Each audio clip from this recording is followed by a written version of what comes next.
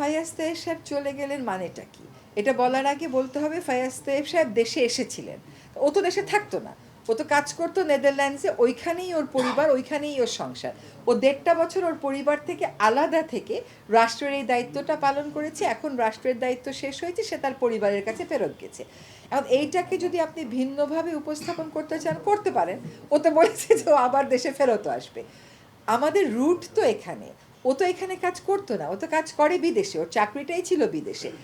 আমাদের বিডার আশিকের চাকরিটাই ছিল বিদেশে। ফায়াজ তায়েবের পরিবার এই ১.৫ বছর বিদেশেই আছে, কারণ ওরা তো ওইখানেই সেটেলড। ও ওই কাজটা ছেড়ে দিয়ে এখানে এসে রাষ্ট্রের দায়িত্বটা পালন করে গেছে।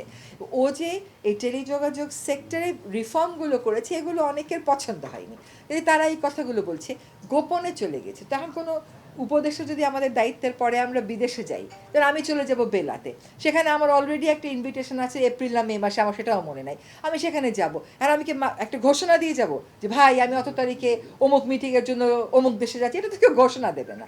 এগুলো হচ্ছে কি, দেশে একটা একটা গ্রুপ আছে যেটা সব কিছুতেই একটা নাটকীয়তা, একটা ওটাকে কি বলে, একটা উত্তেজনা তৈরির চেষ্টায় থাকে। এটা তারই প্রয়াস, এটার সাথে বাস্তবতার কোনো সম্পর্কই নেই।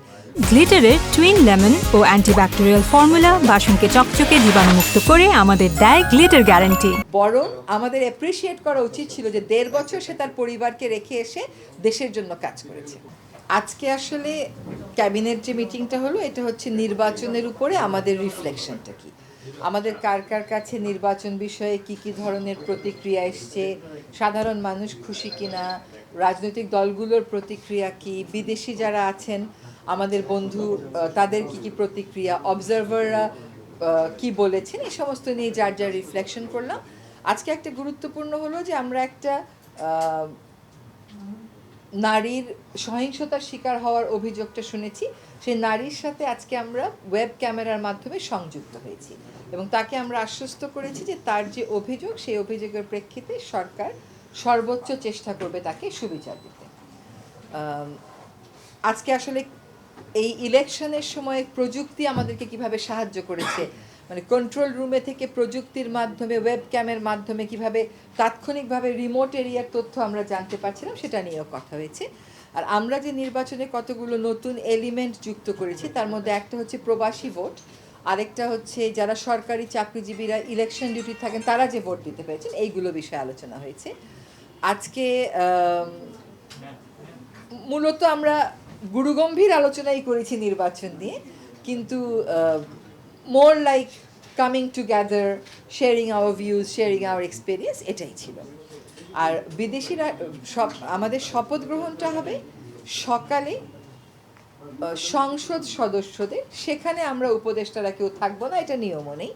বিকেল 4টায় যখন মন্ত্রী পরিষদের শপথটা হবে, সেখানে আমরা সকলেই যাব। আনুষ্ঠানিক যে বক্তব্য সেটা হচ্ছে 7টি সার্ক দেশের পররাষ্ট্র